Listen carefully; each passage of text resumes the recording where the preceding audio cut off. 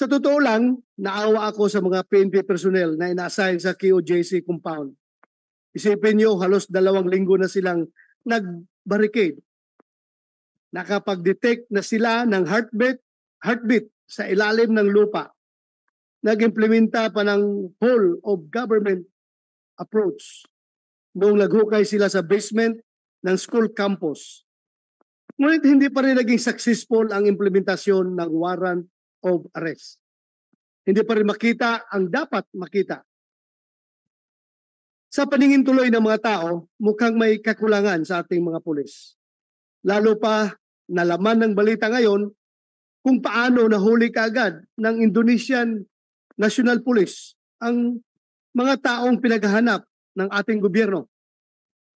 And I wonder if high confidence can compensate for low returns and low morale. Especially if the latter two come allegedly at the expense of our most fundamental human rights.